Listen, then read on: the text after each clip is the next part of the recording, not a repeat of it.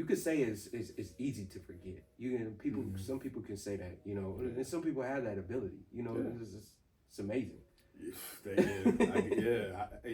don't have it yet. I don't either. He ain't gave it to me yet, but yeah. But you know, how do you stay consistent?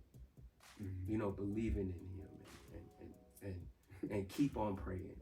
You know how because those storms are going to come, just like you said. Some of them are unavoided. Some of them that you didn't even bring them. Right. You know, they just came your way. Right. So how are you maintaining? How are you staying consistent in that? Man, that's a great question. Whew, I love this conversation. I love these topics because you had like 4 or 5 shows just in what you just said. Man, okay, so how do you stay consistent? Okay, so you brought up prayer. So I'm gonna use prayer as a way to explain how you stay consistent. Okay. When I first got saved, and I think I said this on Sunday too, PK taught me how to pray. Coming into the First Church of God, early morning prayer was a thing. EMP. I still do it every Monday, right? EMP, early morning prayer. So they taught me how to pray. We had a prayer tower every day, 12 o'clock. Go up there, pray with the saints. So they was teaching prayer. But you learn how to pray the way that they pray. Then you do early morning prayer. You learn to pray how they pray because we adapt to our surroundings. Okay. We do as others are doing. That's a part of just your natural human behavior. Yeah. You put us in an environment, we're going to adopt and adapt to the common practices. True. All right. Then I got a hold of how to pray for 1 hour. Creflo Dollar. Okay. All right. Love Creflo Dollar. Still follow that man. Still go to his things. But he came out with a 6. It was a 4 or 6 cassette set called How to Pray for 1 Hour. Okay. I bought that. I listened to them things a million times. I learned how to pray. Okay.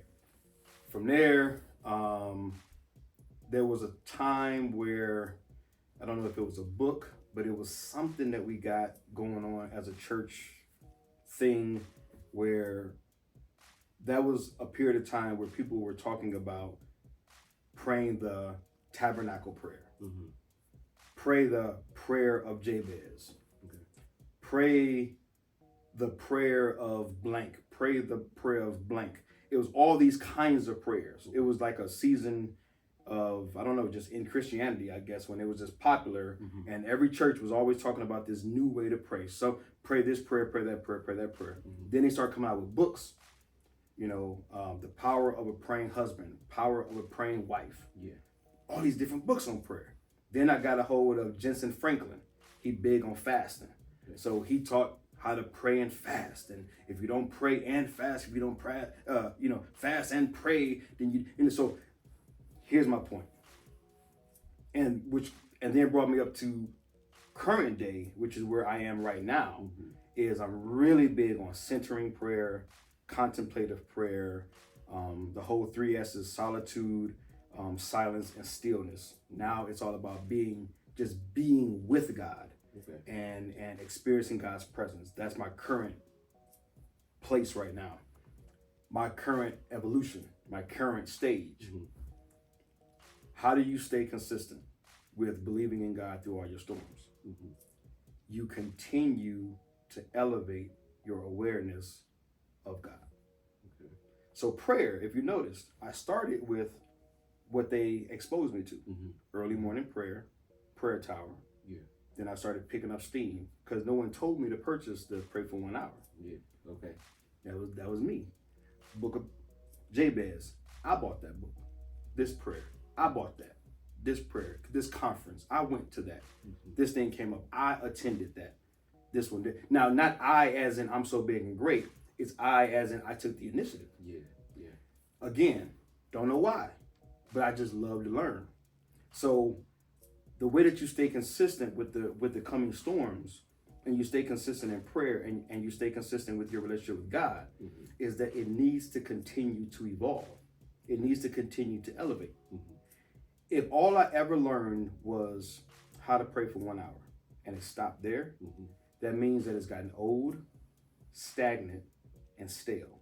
You leave bread off a too long without it being wrapped up, what does it do? It's stale. It gets hard and stale. You leave water without it continuing to flow, what does it do? If it's just sitting water, it becomes polluted. It becomes toxic, right? That still water, it starts to get the parasites and whatnot. So that water becomes murky water. It's no longer good. What I'm saying is that you stay consistent through you always growing through, again, the idea that awareness is what elevates me, it elevates my life, it elevates my relationships. So if you only, if I met my wife and I said, what's your favorite color? Blue. What's your favorite activity? Going to the movies. Okay, stop. I don't want to learn nothing else. All I do is buy her blue things and take her to the movies. Where's that relationship gonna go? Right? Not too far. That's all I know is she loves blue and she loves going to the movies. I don't want to learn nothing else. Stop. Don't say nothing else. That's all I need, honey, is that you love blue things and you love going to the movies. Because as she grows, she's gonna want more. She's gonna be looking for. So it's you saying, I need to be more aware of you, more aware of you, more aware of you, more aware of you. So that's where it's gotten me today with my relationship with God is now I'm more about saying less and being with him more. I don't have to pray for no hour no more. My life is a prayer, but I've come to become aware of that my very being is fellowship with God. So my relationship is never getting old, it's never getting boring, it's never getting stale, because I've tapped into the fact that through awareness, life continues to elevate. And there's levels and higher and greater, or deeper and deeper and deeper, however you want to look at it. You continue to flow to greater places. And it never gets old, because it at once was getting old. And I think I released this a couple of podcast episodes back. I named it something to the effect of what kept me from leaving the church. So something like that. And I also wrote about it in my third book, about when Kenichi taught me how to center in prayer, and he taught me contemplation. That was a game changer, because my relationship with God had gotten stale. And I was ready to bounce because the same old wasn't doing it anymore. It was new storms, same God. And that God, the God I thought I knew, he couldn't deal with the storms that I was dealing with. Because that relationship was like, yeah, you God, but this over here, you can't. What I know about you, doesn't explain what this is, or what I know, or what I think I know about you isn't helping to regulate me through this. And when you can't explain why you're going through hell, and you can't get yourself to settle down while you're going through hell, you will start throwing what you thought you knew out the window. Oh, this ain't working no more. Christianity, it don't work. Christianity is a hoax. It's a lie. I'm deconstructing. I'm bouncing. I'm leaving. Right? Because you see a whole bunch of that right now. Cats deconstructing, leaving. God ain't real. God is fake. Da da da da da. No, none of that is true. What happened was you're going through something, or you're experiencing something that your level of awareness of what you thought you knew about God no longer can address what you're now going through. And so it was through the centering and through the contemplation and through me kind of adopting this concept of I am forever accepted because I am a part of the one who created me. Like I am an extension of my creator. For him to reject me is for him to reject himself. So if I'm forever good, and that's why I'm always pushing people back. Every time I pray, every time I preach, I try to go back at some point. Genesis 1:31. After he had created all things, he looked at everything that he had created, which included you and I, because he had already created us by that point. And he says it was good. Yeah. And when you look up the word good, it's translated as validated and completely accepted. Mm-hmm. So once you are that valid and accepted, Mm-hmm. then nothing separates me from the love of God. So now I don't have to question these storms like, oh, I'm a Christian, so why am I going through this storm? Yeah. Through levels of awareness, you understand that that storm ain't got nothing to do with you. And that's a whole other show. But the truth is, what we're perceiving as storms are natural occurrences that don't have to do anything with us. But because we, going back to that need for whatever we need, acceptance, love, appreciation, validation, a sense of significance, because we're forever projecting that so that we can, like I said earlier, get that regulation of that inner state, because we're always searching for that. When these storms happen, and they are storms, I'm not trying to not validate the fact that these are storms, but the way that we take them is we take them personally. Yeah. So we internalize them as if something's wrong with us. Well, I'm a Christian. How come I'm going through this? What's my advantage? Your advantage is the awareness that comes through your life with Christ. Your advantage is knowing that you have a choice to not allow the storm to become anything greater than the storm. Jesus was in a boat with the disciples, right? Water started getting shaky. Christ, wake up. Jesus, wake up. He wakes up. What y'all tripping for? Tells the storm, calm down. Storm calms down. To me, that's a picture in the Bible that shows us that these storms, they're storms because they're storms. They're not storms because the storm is out to get you. Ain't no storm trying to get you, but you making it about you because you're on this forever desire and this ever search for what we lost in the garden. There was peace and tranquility until our attention and our awareness got redirected toward having to reach. Remember, he said, take from the tree. I always draw that analogy. We had to take from the tree, which meant effort to take from and to acquire. Okay. So our awareness went from provision to acquiring. So now forever, to me, that's the curse. The curse is the need to acquire. I have to acquire something so that I can experience the Eden within me. I have to acquire. I got to get the new this. I got to buy the new that. I have to have this. I have to be seen over here. I got to get with her. I got to get with him. I got to do this. I got to be that. I got to look like this. I have to appear to be that. Why? Because all of those things are a way for you to experience an inner state that you desire, that feeling, which is that Eden that you already have, but you've lost your awareness that you already got it because your awareness was redirected towards attaining something in order to achieve that which you already have. So like you got Eden in you. It's already like you got Eden right now inside of you. But the game is, CJ, today you got to get up, you got to go out, you got to get it. You got to get it. And what light bulb has come on for me at my current state of elevation is I don't got to get nothing.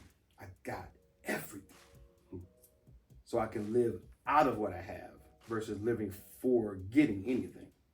So, and again, that's why, or that's how I weather my storms, is not, I think that with every new storm is going to acquire a new awareness. So I would never be cocky or arrogant or foolish enough to say, I've got it. I don't got it. I'm just telling you where I am today. Something might hit me, whatever. And I'll have to, get with him again and say, okay, show me something new. And that's the reason why, in the Bible, in Proverbs, a lot throughout almost I wouldn't say every chapter, but a Mm-hmm. lot of the chapters when we went through that whole thing, the 30 days in October, Yeah. with the Proverbs thing, what was consistent in most of the chapters was saying any man who calls himself wise is not wise. You know, That's that real. struck me a lot. Wow. You know, because and I'm similar to you. Mm-hmm. You know, I love learning. Mm-hmm. Like this thing about just learning new words and learning new ways to even live. Mm-hmm. You know, because being stuck in that mindset, you know, is paralyzing. Yeah. And you know, I lived the proof. Yeah. You know, where to the point where almost even losing my kids, losing my family and stuff like that. Yeah. That was an awakening of itself. Mm-hmm.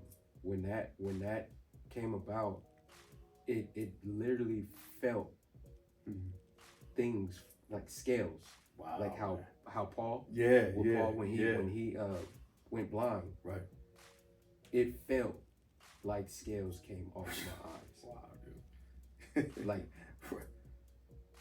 I woke up and it was just like, what the hell am I doing? Yep. You know? Yes, sir. Everything just hit like a truck, and it was just like, what am I doing? Wow, like, man. Yeah. What am I doing with my life right now? Like everything it's just like I'll still go through the feeling of that when that happened. Right. Yeah. Like it amazed me, you know, but I chose to keep on with the path with God. You know, him still, you know, waking me up every day. I felt like it was a purpose in, you know, having those things come about. And that was over maybe 5 years ago. Wow. You know, but for 5 years, right now, it feels like it went by so fast. Yeah. But during the whole process, it feels so long. Yep. You know, Yep. It's like, when is it gonna, you know, when am I gonna get over? When am I going to finally get over this hump? You know. Yeah. So, those people who lost faith, what would you say to them? You know, the ones that were in, you know, looking towards God, like you said earlier, and then say, you know what, these storms are coming, everything's happening. This God ain't working. This God thing just ain't working. You know, so what do you say to those people that felt that they had a relationship with him, and he didn't hold up his bark, he didn't hold up his end? Yeah, man. So I don't know who this cat was, but he's always talking about never make a point without a story, never tell a story without making a point. So I find myself doing that now. But let me give you a quick story. When I got saved in 2001, we moved out here 2001. Well, no, actually, it was 2000 when I got saved, I guess, when I went to jail. Then 2001 is when we got married and we moved out here. Okay. So I forgot how many years it was when after moving out here, I wanted my mother to visit. Because mountains, never seen them. Oceans, never seen them. And I just wanted moms to come out here and just visit. Like, man, mom, you got to come out here to Cali and just visit. But early on, we were like financially not doing good. So we just didn't have the money. So my prayer to God was, you know, bless us so that my moms can come and visit. Okay. Well, she died. And she never came to visit. And when she didn't make that trip, I remember almost to the exact words, God, you didn't come through. You didn't hold up your end of the bargain. Because at the same time, I was learning those prayers. And this is where the danger comes in. And this is my current day soapbox. We often unknowingly, and no one's evil for doing this, it's just our culture. We treat God like we can figure him out. Mm-hmm. We treat the Bible like it's a book of codes and formulas. And we treat our relationship with God as if he's under obligation. He's God. Stop it. He ain't got to do nothing for you. Nothing. He's God. There is no obligations. In fact, this is my opinion. Mm-hmm. There is no his bargain, his side of the bargain. None of that. Well, look at the scripture. And if you pray, man, miss me with all of that. Miss me with, if you pray like this, God's got to do this. And if you say this, then God's got, because I used to do all of that name and claim it. I didn't do the money stuff, but I would do the, God, you said, Lord, you said. Mm-hmm. And I get what they're trying to say, man. They're trying their best to find stability in God. When you're forcing through prayer, God, I prayed according to your word, and you've got to show up. Man, my heart bleeds for them because I get what they're trying to find stability in through working the word. Mm-hmm. God's word isn't to be worked, in my opinion. This is all travail. The gospel according to me. This is not about the Bible. This is not about nobody else, nobody preaching it. This is me. Mm-hmm. This is where I'm at in my faith. God is not to be figured out. He's only to be factored in. That's it. You ain't got to figure him out. So to me, there is no his side. So mom's dies, and I go on I don't want to go to church, so I'm going to skip church as much as I can. B, when I do go to church, I'm sitting all the way in the back, and I'm coming in 15 minutes late. Mm-hmm. I'm going to sit down in the back, hope don't nobody see me. And as when it's ending, here come that last benediction, here come that prayer in the parking lot. Yeah. So I did that game for about 3-4 months. And I would go home, well, not necessarily just on church, days or whatever, but whenever I could, mm-hmm. It was back to porn because I was just F God, F this. I didn't go back to weed because I was delivered, man. I just didn't want weed no more. Mm-hmm. But anything that I could do, I think maybe I started to drink a little bit, maybe. Okay. But porn was a big vice. Mm-hmm. Porn, you could do that and feel like you're getting back at God. Weed, like I said, I wanted to smoke it, but he just took it away. I just had no more weed desire. Yeah. And then the drinking, I would do as much as I could. I've never been a hard drinker. Mm-hmm. So I was just trying to act out. So the best ways I knew how to act out was pornography and skipping church. Okay. And that's the best way I could act out because my integrity wouldn't let me do something wrong, within my home or anything. Mm-hmm. It was just how can I degrade myself? How can I just trip out and just wild out because you hurt me this bad? Mm-hmm. Mm-hmm. So long story short, there's a trip to Boston. Pastor asked me to go to Boston with him. We go to Boston, early morning prayer on the altar, 5 a.m. God speaks to me. He basically says, yes, she was your mother, but she's my child. And just those words broke me. And almost it was like you said, the scales. Mm-hmm, mm-hmm. In that moment, dude, he just made all things, everything was well. I had been going through all the months of just F you, I'm gonna go late, I'm gonna do the porn, I'm gonna do all this. And with a single sentence, it was just yeah, you right. I'm done. And it was I was done. I enjoyed the conference from then on in Boston. We went back and I was back at it. Yeah. So my point is how do you deal with it when God doesn't hold up his bargain? I think for anyone who's listening, you want to predispose yourself. You want to prep for this. You want to prep for those who've not gone through the he let me down, I would say prep yourself through the awareness that he don't owe you nothing anyway. Like find in the Bible where he owe you. Like I know what's preached, but find in the scriptures where you can open up the word of God and show me where God said, if you do this, I owe you, not whoever in context. I'm talking about you. Tell me where he said, if you, CJ, do this, I owe you this.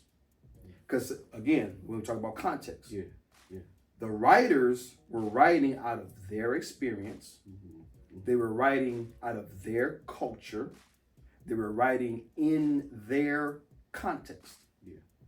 So if Paul, if his nationality is this, and he's writing at this time, and he's writing in this country, how can I, as a black man in America, say, if you did it for Paul, you got to do it for me? That was Paul's context. That was Paul's time. And that was Paul's experience. So again, I get where the Bible is breaking certain principles down and certain awarenesses down that we can all enjoy. Things like God's love, God's grace, God's mercy. Those are without question. How they're expressed to you are different than how he expresses that to me. So I can't look at Paul's experience and say, ooh, shipwrecked 5 times. Whew, I got 5 shipwrecks to go. No, your first one might take you up out of here. Why did he die? He raised Lazarus. Yeah, because Lazarus was supposed to get raised. You ain't Lazarus. You know what I'm saying? So for those of us who ain't been through it yet, let's stop the games. Let's do our due diligence. Let's read the word of God in context. Let's learn it for what it's saying to that person and that person's experience. And let's glean from it and say, now, Lord, now that I've learned what you did in that person's life, what are you saying to me for my life? How much of this should I apply to me? How much of what I just read should I expect to happen in my life? That's the responsible reading of the Bible for me where I am today. Now, the person who's already been let down, I would say again, similar to what I just said, it's the awareness that, and this is the best way I can put it. I got 4 kids. I love them equally, but I treat them differently. So my love for TJ may look like, for example, a hug in the morning, because we hug each other every morning. We tell each other, hey, I love you. I'm praying for you, yada, yada, yada. Now, I got a son, Aaron. Better not get up with no hug. Aaron ain't trying to hug nobody. He don't want no hug. He ain't looking for no hug. Don't even, when he come in the room, don't even get up. Because he don't want that hug. Do I love that boy? Yes. Do we say I love you on his way out to work? Yes. But when I see TJ, hey man, I love you. When I see Aaron, what up boy? I love you. Same dad. Same equal love to both children. I die for both of them, right? But the way I treat them is according to who they are and to what's best for them. Imagine if Aaron came in the room and every time Aaron came in, I forced him to hug me. He's gonna start getting resentful. He's gonna start getting pissed and grumbling in his spirit. Dad, damn man, every time, man, come on, man. That's like being a poor dad. Now being a dope dad is saying, I know he loved me and he knows I love him. He just don't like hugs. So when he come in the room, don't bother the boy. Just say I love you and keep it pushing. That's respect based upon his personality and what serves him best. In the same way, if we're looking to God as Abba Father, then we must also respect that he loves me just like he loves you, but how he treats you, meaning the blessings and the favor of God and all these other things that we put on it, they may show up in ways for you like they'll never show up for me.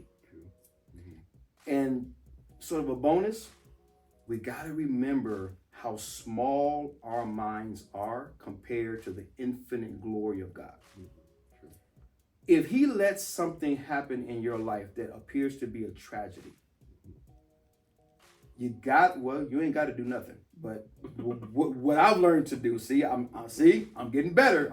I'm at least stopping myself.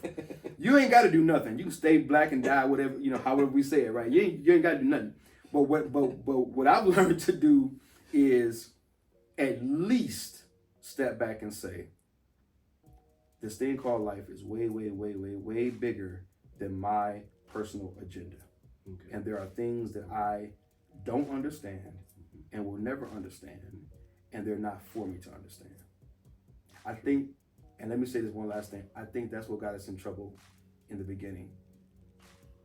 We were in Eden, and we were fine. Mm-hmm. It was through that conversation with Satan. God knows that if you eat of it, you will be like him, knowing good from evil. Mm-hmm. Eve turned her awareness from all of the abundance that she had to the one thing that she didn't have. When she turned her awareness to focusing on what she didn't have, mm-hmm.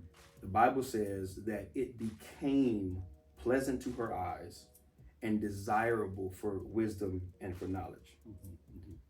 She didn't need it. She didn't need to know those things. True. And by her seeking to know those things, it got her in a world of hurt. Yeah. So many times, man, what we call tragedies, we got to respect the fact that there are things that we don't understand and we don't have to understand. We don't have to know everything. Because if we start coming up with knowing how everything works, then we not only become God in our own minds, but we set ourselves up for a greater fall than Eve and Adam did, or a greater fall than they could have ever had, because at some point you're going to face something that while you'll try to explain it, you'll know in your heart you have no idea how to explain this. And what it does is it puts you in a position now, because up until that point you were able to name and define everything to fit and suit your own little personal agenda. Mm-hmm. And then something big enough and tragic enough and impactful enough happens. Yeah. And your brain cannot lock down a definition for that. Mm-hmm. And now you're lost in this, well, I can't figure this one out. So now it's whatever you want to call it, depression, suicide, whatever, like whatever mental health label you want to put on it. Mm-hmm. Because up until this point, you were so efficient at naming and defining everything, but that one thing will come. And that was meant for you to reserve for God's wisdom and knowledge. Mm-hmm. But because you've disowned that and made yourself the God and made yourself all knowing because you're able to define everything, now since you can't define it, you're truly lost. Yeah. So, yeah, man, I would just say, just respecting the fact that God don't owe nobody nothing. Yeah. Jesus is always past tense, right? Mm-hmm. It is finished, so it's already past tense. So he don't owe you anything. The life he's given you, you make the best of it. He already loves you. He already accepts you. You're already with him. He's already with you. Yeah. So, yeah. That's kind of what I'll say to that. I'll probably have more to say on it, just kind of, but I mean, I've already kind of beaten that horse. Yeah. But, yeah, man. For those people who put, because really what they're doing is putting their feelings first. They are. Yeah, we are. Yeah, we are. I'm gonna start saying we because I do. Yeah, we. We do. Yes, I still do it. So, but we put these feelings first, mm-hmm. and it controls us. So, for instance, like when these kids growing up, without the father and things like that, and in those projects and stuff, they want to be accepted. Like you said, everything evolves around that feeling. you wanting to be accepted by those people. And it's hard for them to, kind of get out of that because they're so used to it. Yes, man. Yes. They're so used to it. And I find it funny that,